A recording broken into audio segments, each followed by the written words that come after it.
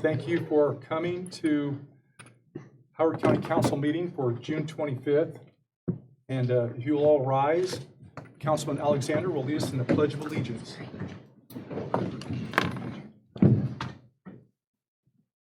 I pledge allegiance to the flag of the United States of America and to the republic for which it stands, one nation, under God, indivisible, with liberty and justice for all. Councilman Faulkner. Please join me in prayer. Dear Heavenly Father, I thank you that we can come to you with our prayers. I thank you for our community and the people that work for the county and the people that live in the county. Father, help us to make wise decisions. Help us to glorify you in our decisions. Father, I think of relationships that are important to us in our community and in our families. And I think of a woman named Sandy Grant, who used to be here with us in our presence, and Tyler mentioned her in his newspaper article.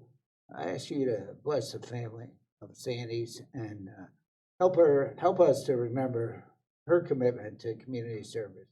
Help us to be your faithful servants. Help us to share kindness and come to you to glorify you in the things we say and do. Father, I pray these things in Jesus' name. Amen. Amen.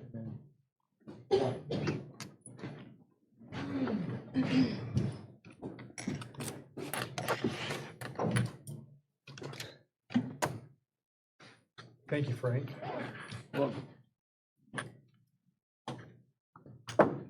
Before we start the meeting, I just want to give a little comment about Sandra Grant and her passing. And she was an exceptional person, exceptional citizen. She was smart, she was curious, she was kind, and she was a good example for us all on how to be a good citizen in this great nation. And we will miss her, and thank you, Sandra. Our first order of business will be to approve the regular meeting minutes for May. Are there any questions or comments about the minutes? Move to approve. Second. Motion's been properly made and seconded by Councilwoman Lake and Councilman Alexander. All those in favor say aye. Aye. Opposed, same sign. Motion passes. Thank you. Our next order of business will be the additional appropriations. Madam Auditor? Ordinance number 2024-HCCO-28, additional appropriations. Whereas it has been determined that it's now necessary to appropriate more money than was appropriated in the 2024 annual budget. Now therefore be it ordained by the County Council of Howard County, Indiana, that for the expenses of the taxing unit, the following additional sums of money are hereby appropriated out of the funds named and for the purposes specified, subject to the laws governing the same. County General Fund, Sheriff, Elected Official, $4,276. Probation, Contract Services, $5,000. Total County General Fund, $9,276. Clerks Records Perpetuation Fund, Maintenance and Service Contracts, $48,000.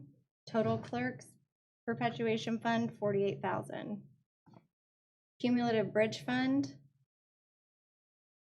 B56 County Road, 300 East, 120 North, $24,000. Total Cumulative Bridge Fund, $24,000. Health Fund, Billing Enrollment Specialist, $25,740. FICA, $1,970. HERF, $3,656. Insurance, $6,000. Total Health Fund, $37,366. Local Public Health Services Fund, Contract Services, $34,599. Total Local Public Health Services Fund, $34,599. MVH Restricted Fund, Bituminous, $600,000. Stone, $20,000. Total MVH Restricted Fund, $620,000. CASA Fund, Case Manager, $4,600. Part-time staff, $6,900. FICA, $900. HERF, $653.20. Total CASA Fund, $13,053.20. Opioid restricted fund, other services and charges, $116,503.92. Total opioid restricted fund, $116,503.92. Opioid unrestricted fund, other services and charges, $49,862.20. Total opioid unrestricted fund, $49,862.20. County user fee, project income, work release, facility manager, $30,000. Total county user fee, $30,000. CASA VOCA grant fund, child advocate intake specialist, $4,600. FICA, $351.90. PERF, $653.20. Total cost of VOCA grant fund, $5,605.10. Immunizations and vaccines grant fund, part-time public health nurse, $43,680. FICA, $3,341.52. Office supplies, $3,120. Medical supplies, $650.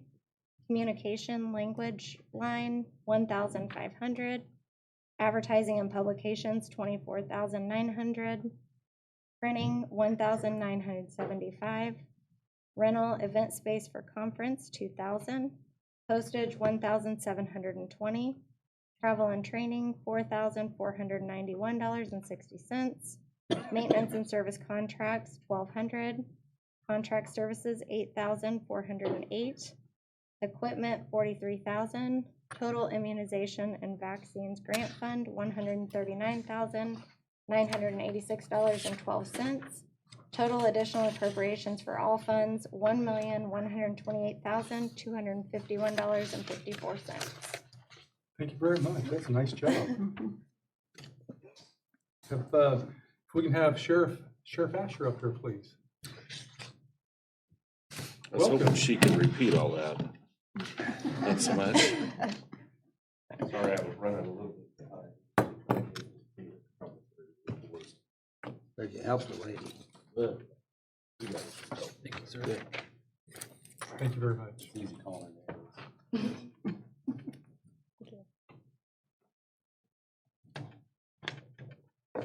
I'm not gonna lick my fingers, Mark.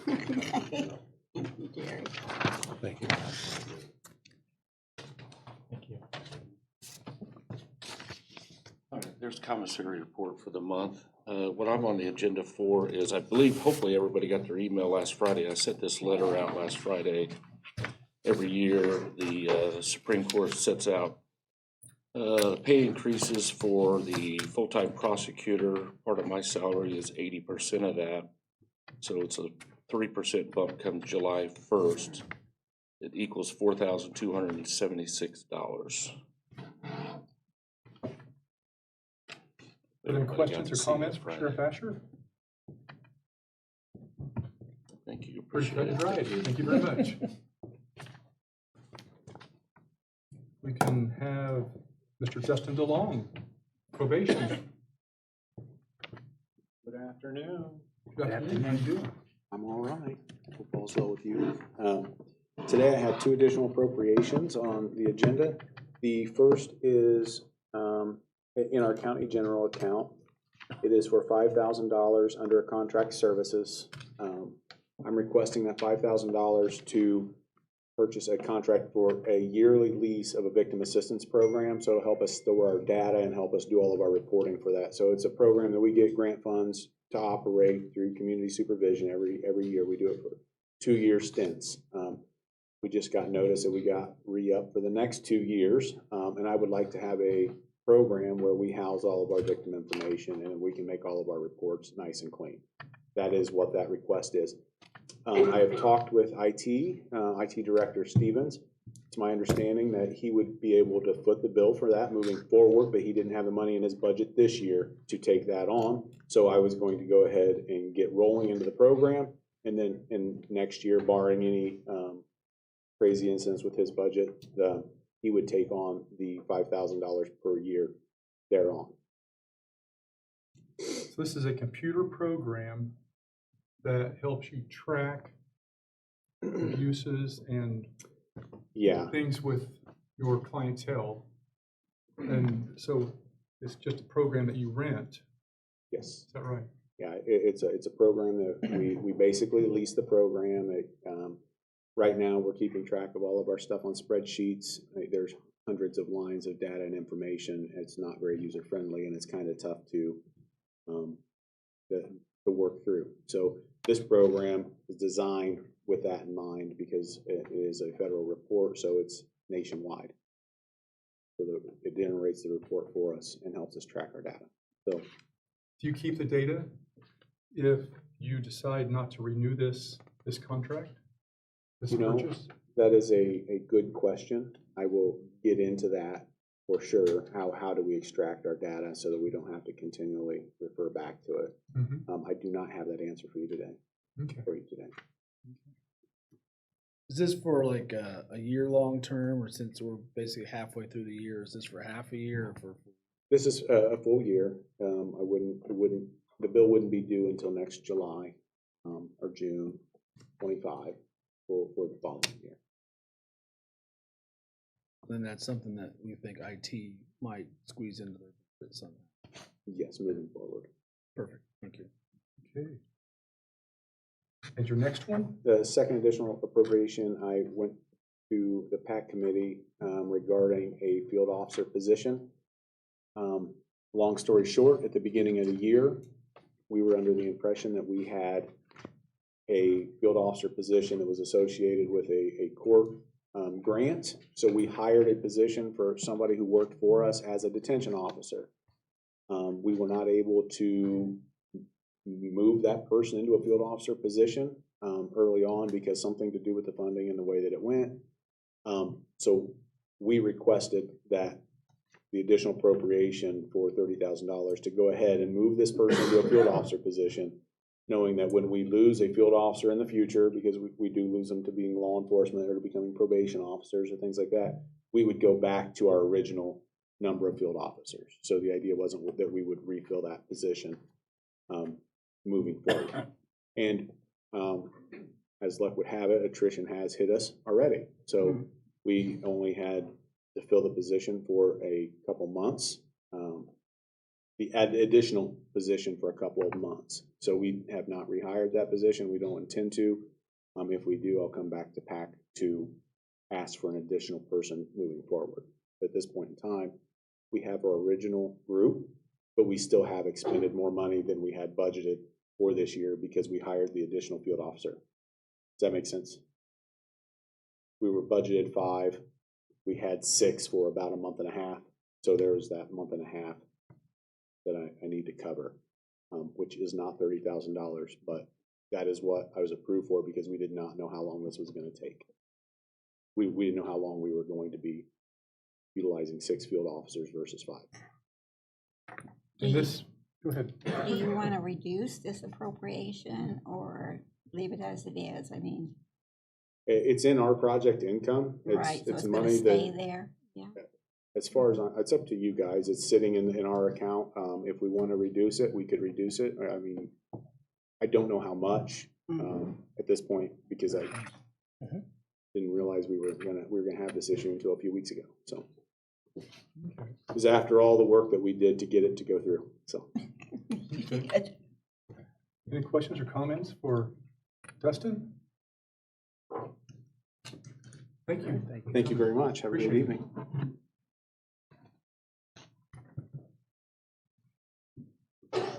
Our next presenter will be County Clerk Debbie Stewart.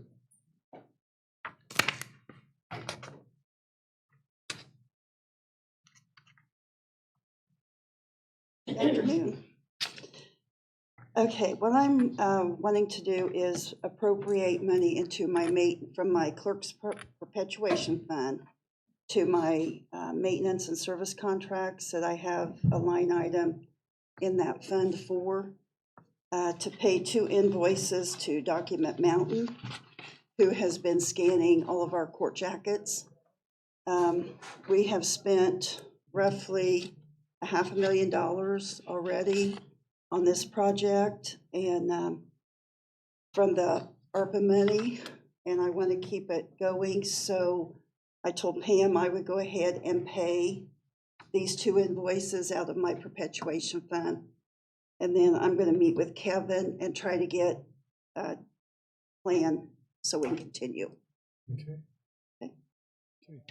Just try to keep chipping away at it a little bit every year, basically. It's a big job. Yep.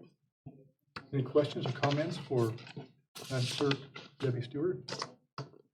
Thank you Thank for you. coming in.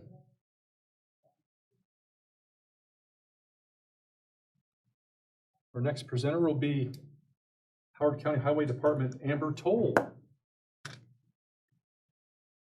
Welcome. Good afternoon, thank you.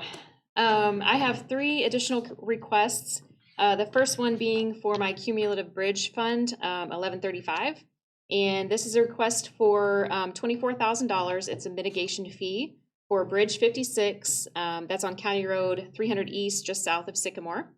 So essentially, this mitigation fee is something that we didn't quite anticipate. We are taking in a little bit more footprint down at the creek level, a bigger footprint than we had anticipated. That bigger footprint has kicked us into a mitigation requirement. And so there's a couple options there. We can replant trees in the same area that we take them out at. It doesn't really make sense for us to do that in a creek where we're going to have issues with interfering with our bridge. We can relocate those in another part of the county. There are restrictions on that. It's pretty specific. We were having difficulty finding that area if we did want to replant those trees in a different area.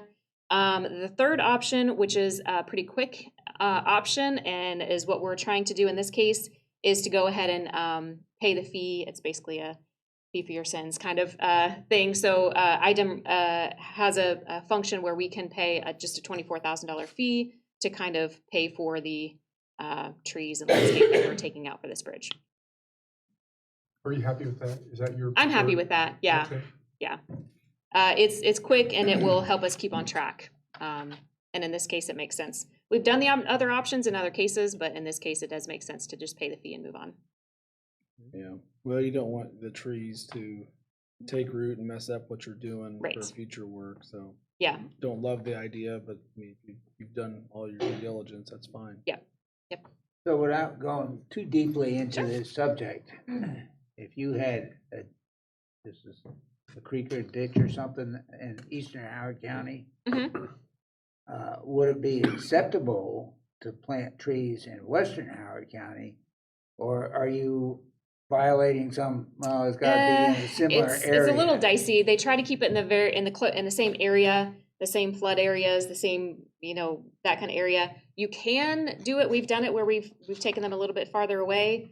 It does take a little bit more finesse and approval, and you usually have to plant 3 and 4 times as many, which gets pretty expensive because that is a cost to the contract.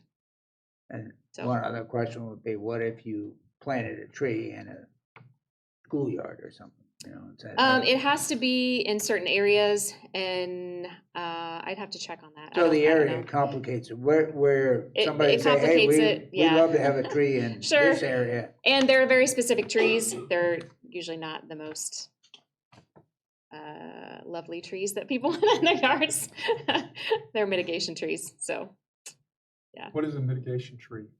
I'd have to look at the specifics. I don't know exactly what they are offhand, and it varies depending on what you've taken and stuff. So that's why we hire other When they people to call it take care mitigation, of all the details. What's what- that? the It's term mi- mitigation. So mitigation just means that we mitigate the problem. offset. We fix the problem. So the problem is we've taken trees because the footprint that we have to do to build the bridge. So the mitigation, the fix for that is to plant trees in a different location, or plant trees if you can right next to it, but just replace them. Thanks for my continuing education. It becomes very complicated very quick. Yeah. Thank you. So that's the first request. The other 2 requests for additionals would be in the fund 1173, the MVH restricted fund.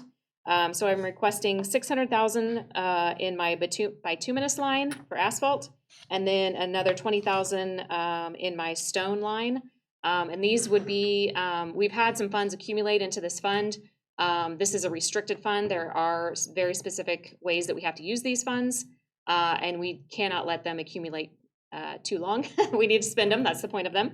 And so we just decided to do a little bit more paving and chip sealing this year. So that'll cover those fees. Okay. Paving season going well?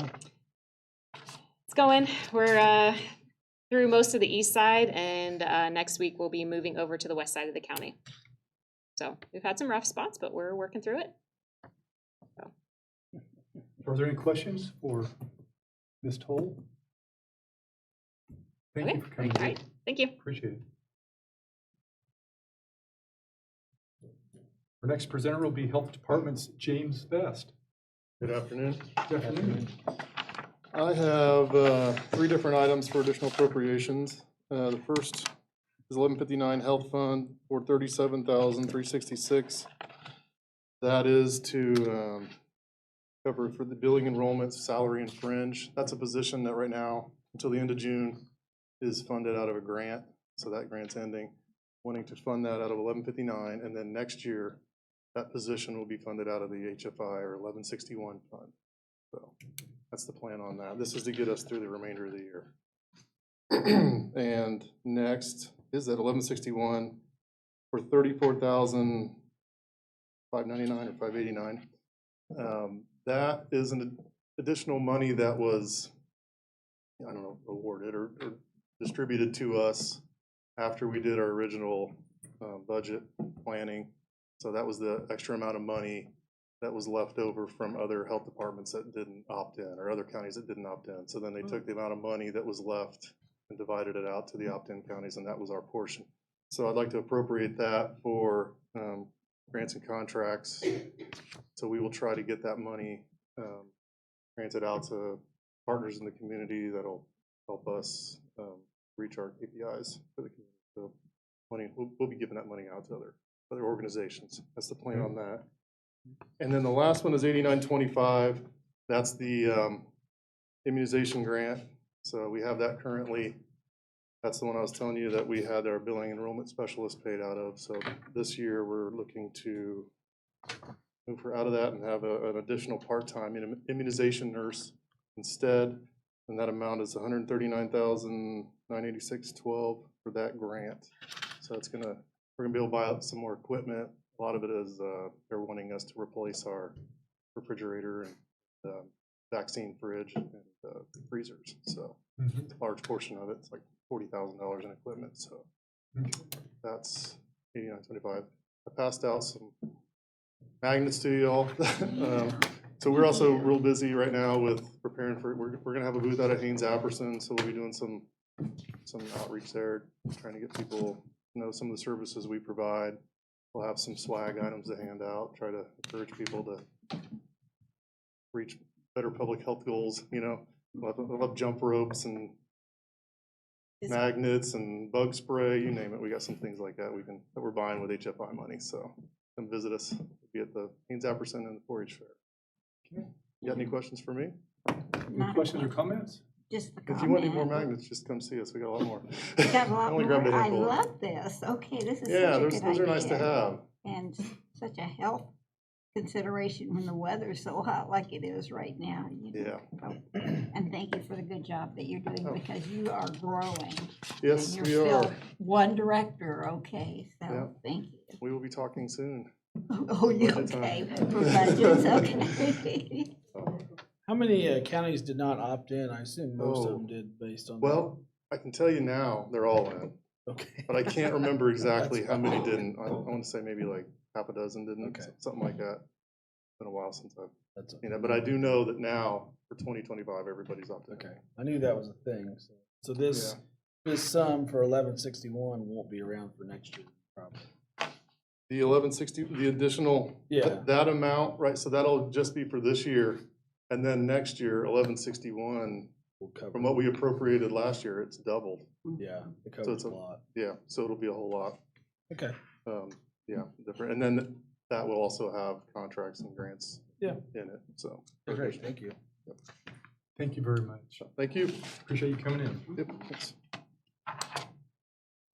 Okay, our next presenter will be CASA's Holly Becker. And she couldn't be here, right? She could not, so she sent an email, I'm just gonna read it.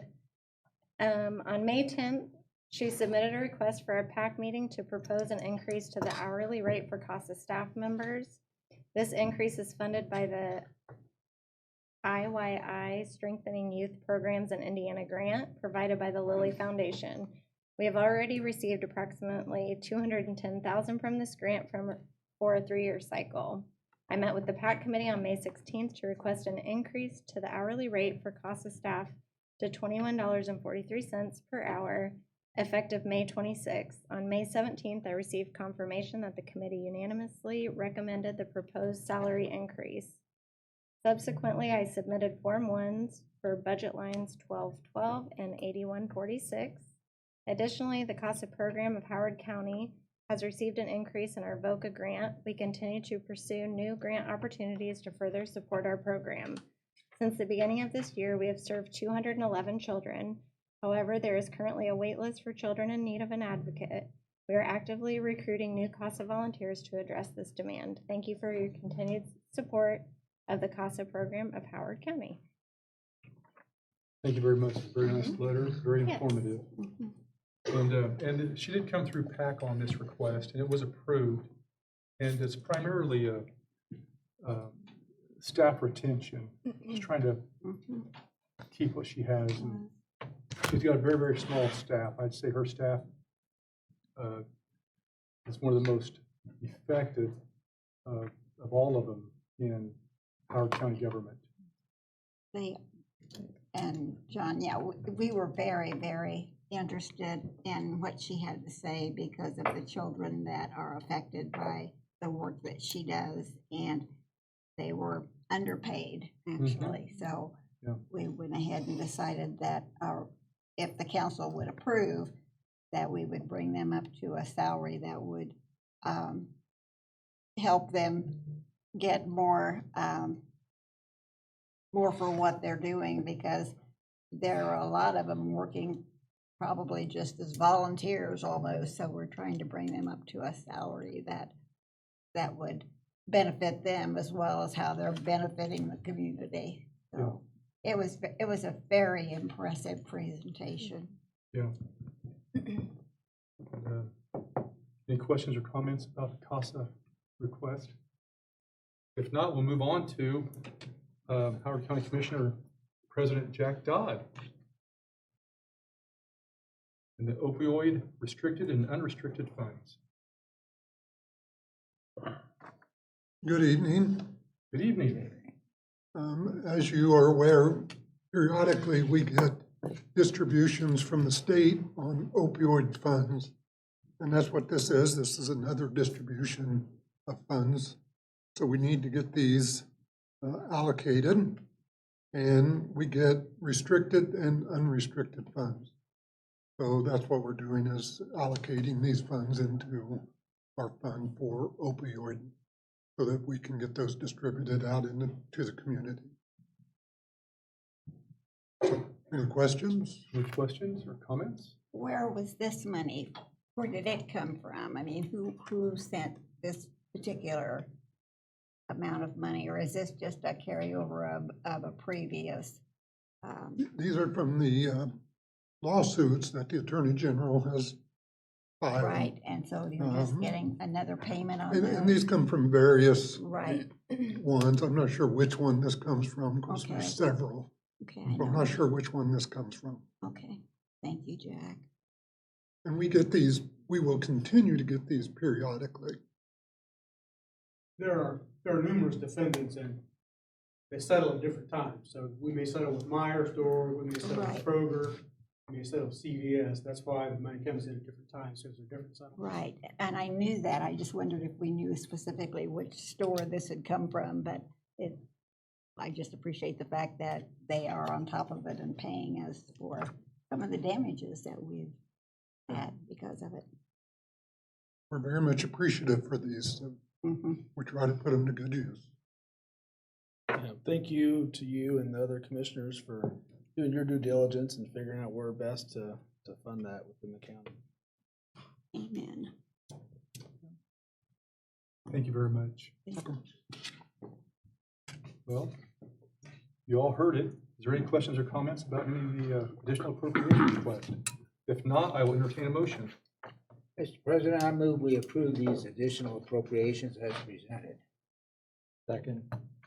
Motion's been properly made and seconded by Councilman Faulkner and Councilman Sanders. All those in favor say aye. Aye. Those opposed, same sign. Motion passes. Thank you very much.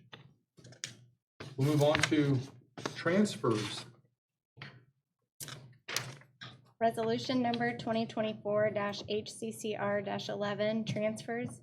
Whereas the county council may approve the transfer of money from one major budget classification to another within a department or office if the transfer does not require their expenditure of more money than the total amount set out in the budget as finally determined, and if the transfer is approved at a regular public meeting and by the proper ordinance. Be it resolved by the County Council of Howard County that it's desired and deemed necessary that the following transfers be made within the accounts of the designated funds as set out below. County General Coroner, part-time to Chief Deputy, $22,980.10. Public Defender, office supplies to equipment, $646.19. JDAI grant, dues and subscriptions to supplies, $1,200. Travel and training to supplies, $1,300. Thank you very much. We can have County Coroner Dr. Seeley, please. Good afternoon. Good afternoon. So last year, when my chief deputy resigned and went to the public side, I tried to replace with a deputy that did not, decided he did not want to pursue the chief deputy's position. So at that point in time, we didn't have time to, again, get someone hired, send them to the training, and then turn around and train them ourselves, because there was no schooling available until the end of the year again. So I approached the PAC committee, and we came up with a temporary solution, and that was to ask my part-time people to step up to the plate, and we used the chief deputy funds to do that. So at the beginning of the budget season last year, we just zeroed out the chief deputy. We left it intact, but put the money over in the part-time. Since that time, I've had a deputy that is stepping up for full-time chief deputy. And so I went back and looked at the funding that was there, and basically calculated it out, submitted it to the PAC committee, which I received an approval for. So I'm here to transfer those funds to cover his salary for full-time for the rest of the year. So we're essentially taking the funds that we moved from the first deputy, we moved to Part-time back. And put them right back to the first Half deputy. of them, because for 1 year, we've done it this other way. But it worked at times, but at times it has not worked at all. Yeah. So, but we did what we had to do at that point in time, Okay. because I can't just snap my finger and produce a chief deputy Can't in just the snap coroner arena because of the state laws that are required Yeah. for training and certifications. Any questions or comments for Dr. Seeley? Thank you, Dr. Seeley, for trying to be nimble and flexible with this whole situation, and appreciate your Thank you. willingness to come to the council and figure out how to handle it best. So Right. It's a tough situation. Okay. Thank you. Thank you. Next presenter will be Public Defender Andrew Vanden Bosch. It looks like Scott Pertee is going to do it, right? Scott Comfort. Excuse me. All right. My bad. Mr. Vanden Bosch apologizes, but he's in the middle of a deposition that's running about 3 hours longer than anticipated, so he's otherwise occupied. We are requesting to transfer $646 and, what is it, 19 cents from our office supply to cover the cost of an additional laptop. We wanted to transfer that to our equipment fund for that laptop. This year, we had this is for one of the public defenders. as you recall, at the beginning of the year, we had the office allowance account that we then broke into two separate accounts. Office supplies for public defenders and then equipment for public defenders. This year, we're kind of figuring out where the money is best balance-wise. So we just picked a random number of 10,000 for the equipment. That seems to have been used up pretty quick. So to get this our laptop, we just need to do that transfer. Depending on how the year figures out at the beginning of next year, we may need to reallocate and make the funds more balanced. Okay. Any questions or comments? Thank you for coming in. Thank you. Appreciate it. Our next presenter will be Juvenile Probation. Connie Burton, please. Hello. Hi. This is my favorite time of the year when I have leftover money in my JDAI grant and I get to spend it on the kids that are in the youth center.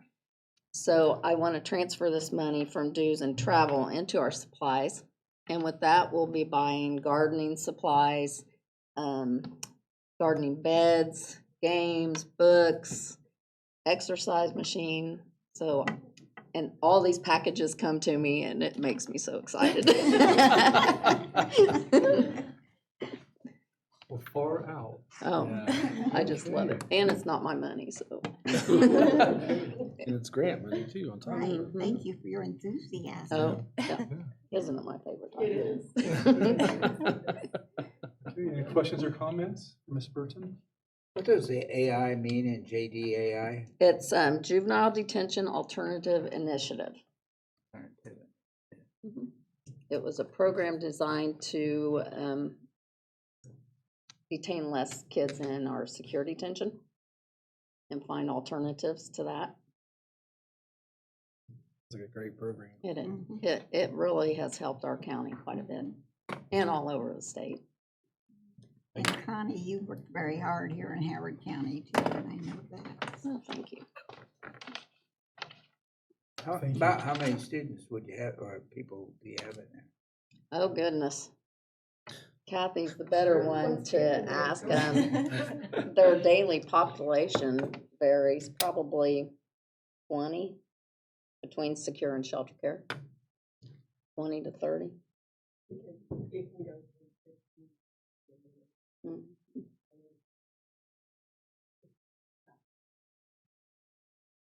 Somewhere between 15 and 25 typically.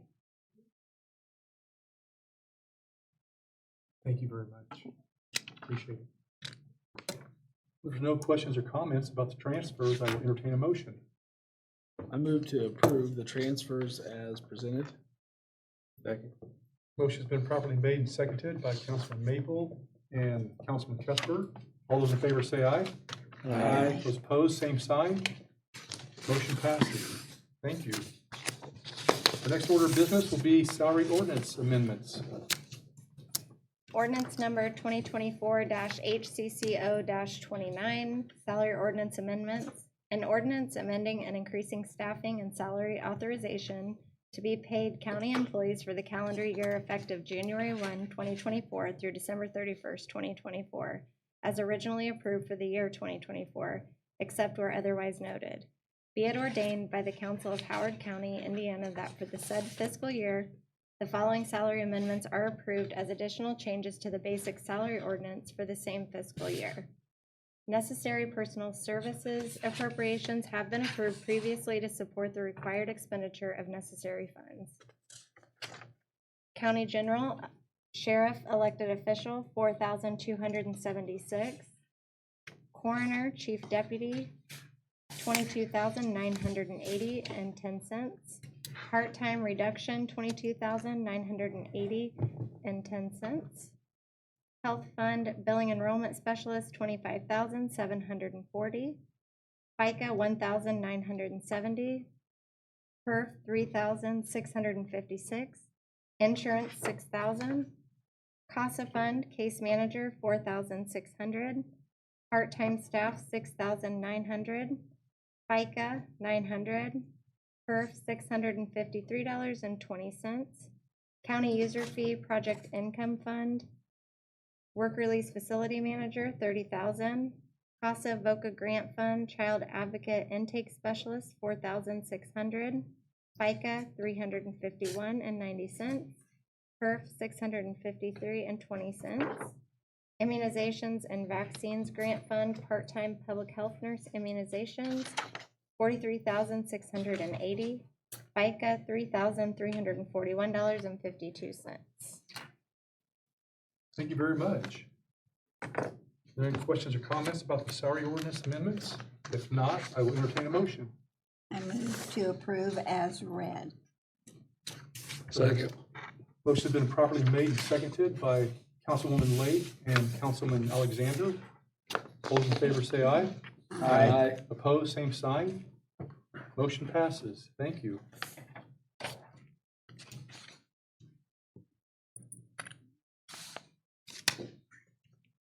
Next order of business will be old business. Any old business to be tended to? Move on to new business. We have approval of county abatements. Madam Auditor? I have the 2024 paid 2025 Form CF1 for MB Real Estate Leasing and the 2024 paid 2025 Form CF1 for Merrill Brothers. These just need to be approved by the council. The assessors have reviewed them and they are in compliance. Okay. We need a motion to approve. I move we approve these county abatement as presented, or as just as listed.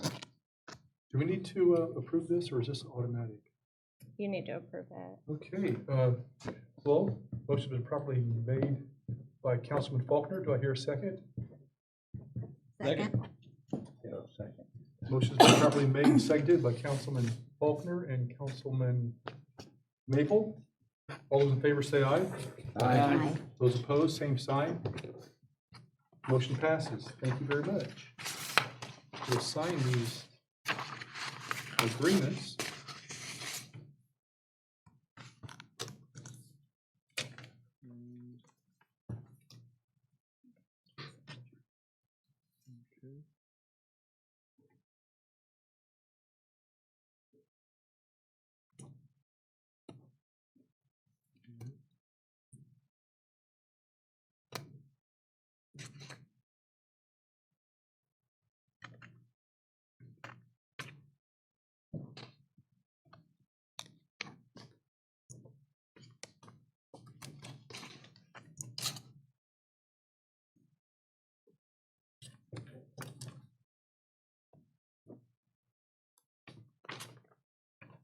The silence is deafening.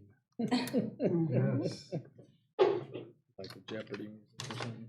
Yeah. Okay, is there any other new business? Is there any other council business?